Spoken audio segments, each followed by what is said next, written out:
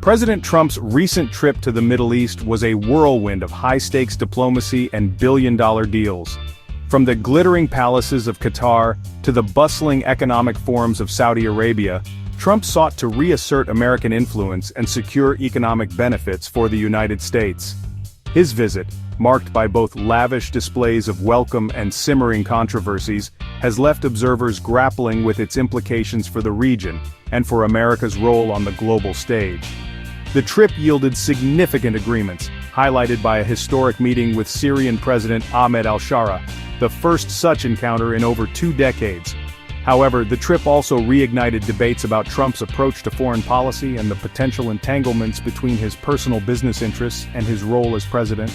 As the dust settles on the president's travels, it is crucial to examine the substance of the agreements reached, the potential pitfalls that lie ahead, and the lasting impact this trip will have on the intricate geopolitical landscape of the Middle East.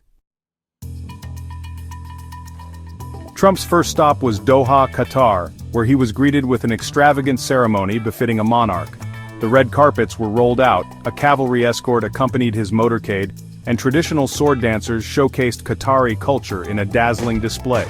But beyond the pomp and ceremony, substantial business was conducted. Qatar Airways announced a massive purchase of up to 210 Boeing 787 jets, a deal valued at a staggering $96 billion. This agreement, touted by the Trump administration as a testament to American manufacturing prowess, is expected to create thousands of jobs in the United States. Furthermore, a comprehensive statement of defense cooperation was signed, solidifying the security partnership between the two nations. This includes a $1 billion agreement with Raytheon for advanced counter-drone capabilities, a nearly $2 billion agreement with General Atomics for a state-of-the-art remotely piloted aircraft system, and the potential for up to $38 billion in future defense investments. These agreements underscore the strategic importance of Qatar in the region and America's commitment to bolstering its allies' defense capabilities. In total, the deals announced between the United States and Qatar surpassed $243 billion, with projections of a staggering $1.2 trillion in economic exchange. The scale of these agreements signals a deepening of ties between the two countries and a commitment to a future of shared economic prosperity. From Qatar, Trump journeyed to Saudi Arabia, a nation long considered a cornerstone of American foreign policy in the Middle East. Here, amidst the soaring skyscrapers and sprawling oil refineries of Riyadh, Trump focused on forging a new era of economic partnership. While initial claims of $600 billion in secured deals were later clarified to reflect a combination of new agreements and pre-existing commitments, the sheer scale of investment discussed was breathtaking. Officially, the White House listed agreements totaling approximately $283 billion, encompassing a wide range of sectors from defense to technology. A $142 billion defense agreement took center stage, demonstrating Saudi Arabia's unwavering commitment to modernizing its military with American-made weaponry. Beyond defense, American tech giants were eager to tap into the burgeoning Saudi market. Google, Oracle, and Uber all announced significant investments in the kingdom, ranging from data centers to autonomous vehicle initiatives. DataVolt, a Saudi data and artificial intelligence company, pledged a $20 billion investment in U.S.-based AI data centers, further solidifying the technological partnership between the two nations.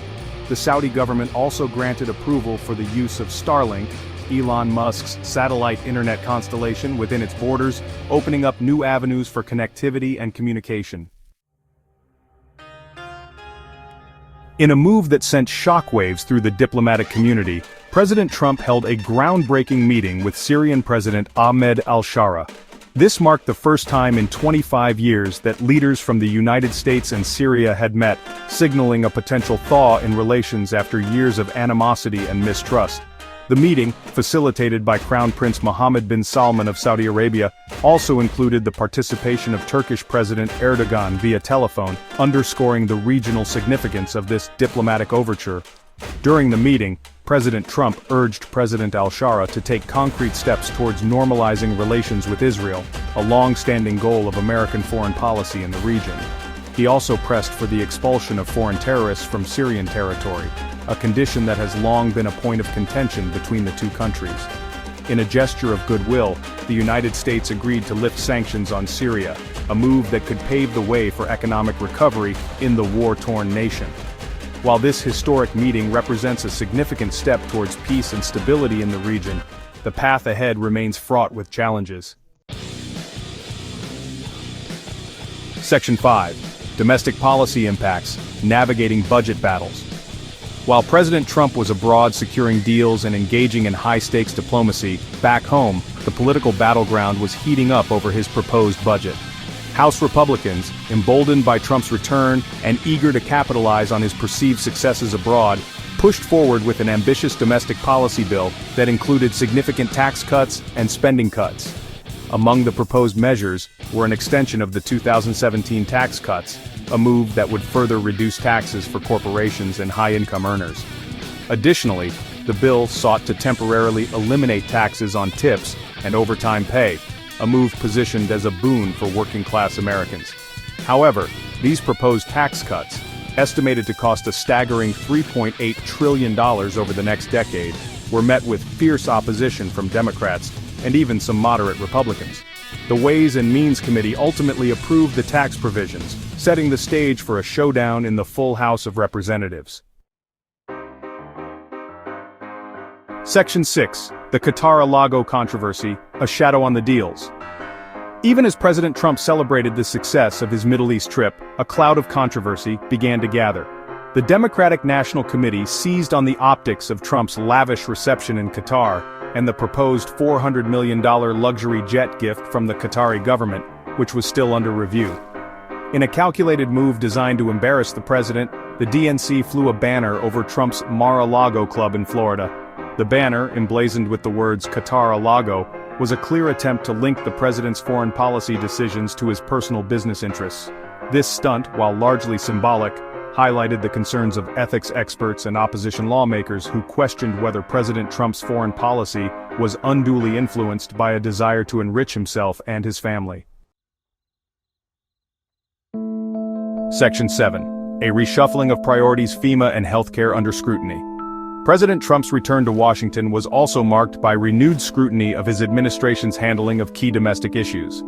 Homeland Security Secretary Kristi Noem found herself in the hot seat, facing tough questions from lawmakers about the administration's plans for the Federal Emergency Management Agency.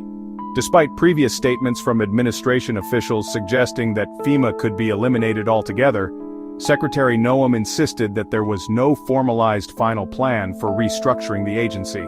However, her assurances did little to quell the concerns of lawmakers from both sides of the aisle, who worried that the administration was seeking to weaken or dismantle a crucial agency responsible for disaster response and preparedness.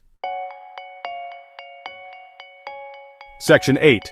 Tulsi Gabbard's power play centralizing intelligence gathering.